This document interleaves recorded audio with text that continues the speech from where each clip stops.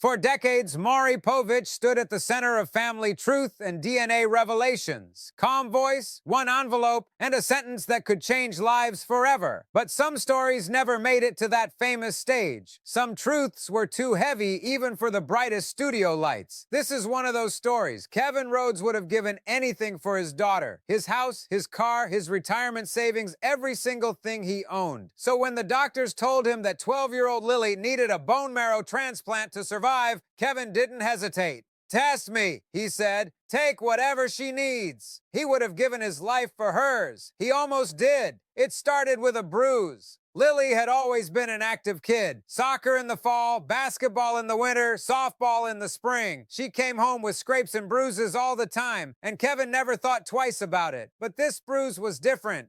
It appeared on her leg one morning, dark purple, almost black, spreading across her thigh like a shadow. She hadn't fallen. She hadn't bumped into anything. It just appeared. Kevin's wife, Natalie, noticed it first. "That doesn't look right," she said. "We should take her to the doctor." Kevin agreed. It was probably nothing. Kids bruise easily. But something in his gut told him this was different. He was right. The diagnosis came 3 days later: acute myeloid leukemia.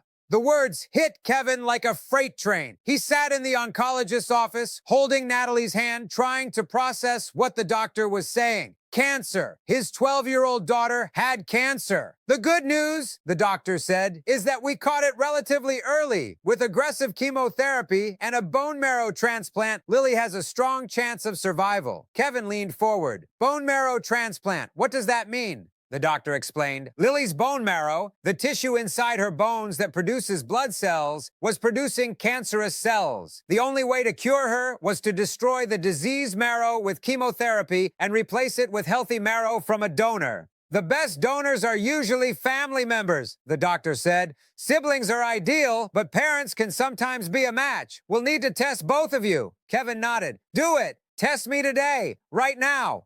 The test results came back 5 days later. Kevin was not a perfect match, but he was close enough. "You're a haploidentical match," the doctor explained. "That means you share half of Lily's genetic markers. It's not ideal, but with modern medicine, we can make it work. The transplant will be more complicated, but it's absolutely possible." Kevin didn't care about complications. "When do we start?" The bone marrow donation was brutal. Kevin had prepared himself for pain. He had read every pamphlet the hospital gave him. He had watched the instructional videos twice. He had spoken to 3 other donors who told him what to expect. But nothing could have prepared him for the reality. The procedure took 4 hours. Kevin lay face down on the operating table, his gown open at the back, as doctors inserted long, hollow needles into the thick bone of his pelvis. The needles went deep, past the skin, past the muscle, into the spongy marrow inside. Each extraction felt like a slow, grinding pressure. Not sharp pain exactly, but a deep, nauseating ache that radiated through his entire lower body. The anesthesia dulled the worst of it, but he still felt everything. The push, the pull, the strange sensation of something being drawn out of him. When it was finally over, Kevin could barely walk.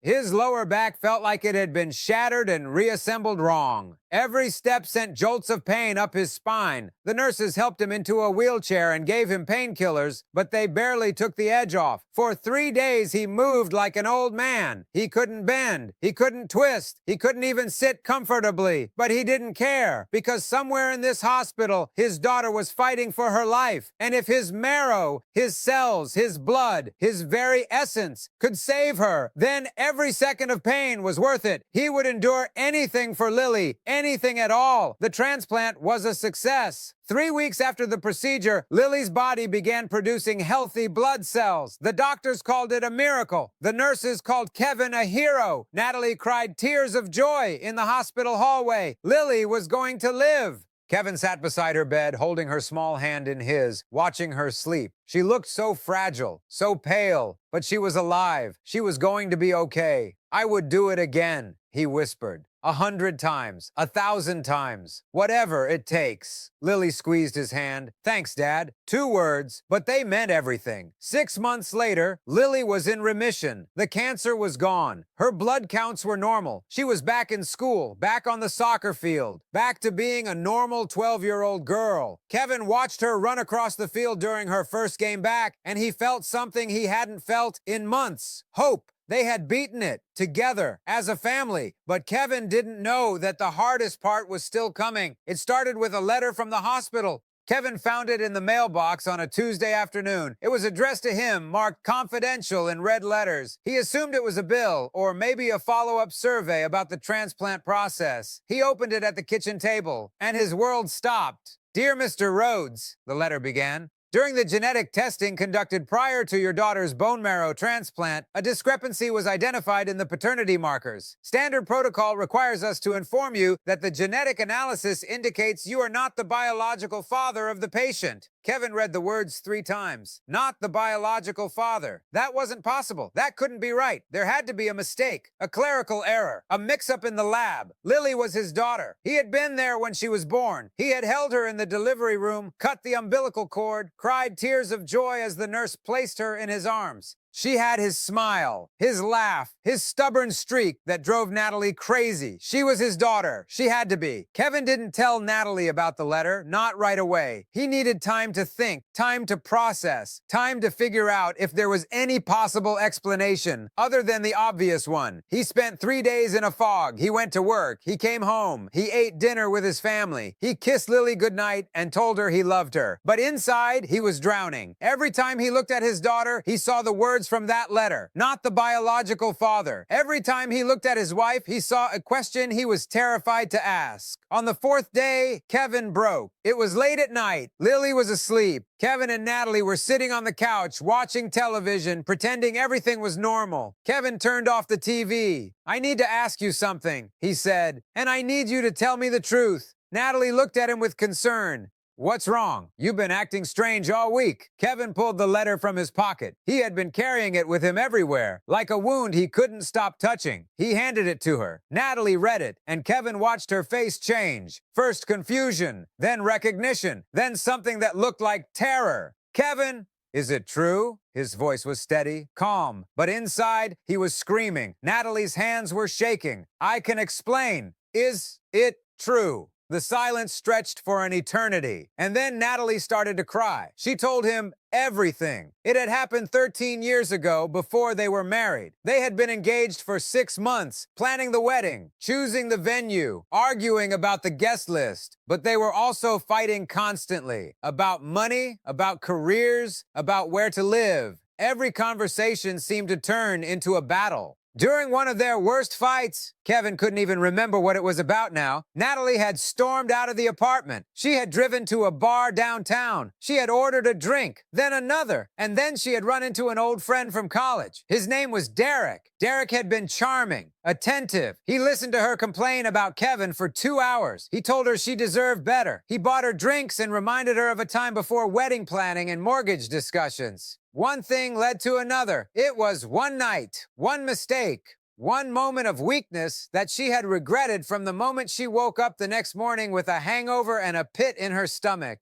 She never saw Derek again. She never told Kevin. She pushed it so far down that some days she almost convinced herself it was a dream. When she found out she was pregnant a month later, she did the math. The timing was close. It could have been Kevin's baby. She told herself it was Kevin's baby until she believed it. And she did. For 13 years she believed. She pretended. She buried the truth so deep that sometimes she forgot it was ever there. But now the truth was out, and there was nowhere left to hide. Kevin didn't yell. He didn't scream. He didn't throw things. He didn't storm out of the house. He just sat there, staring at the wall, trying to comprehend how his entire life had been built on a lie. The daughter he had raised. The daughter he had nearly died to save. The daughter who called him dad and trusted him completely. She wasn't his, not biologically. Does this change how you feel about her? Natalie's voice was barely a whisper. Kevin looked at her. What? Lily? Does this change how you feel about Lily? Kevin thought about the question. He He thought about all the years, all the memories, the first steps, the first words, the bedtime stories and birthday parties and soccer games. He thought about the hospital, the needles in his hip, the pain that lasted for weeks, the moment Lily squeezed his hand and said, "Thanks, Dad." "No," he said finally. "It doesn't change anything about how I feel about her. She's my daughter. I raised her. I almost died for her. A piece of paper doesn't change that." He paused.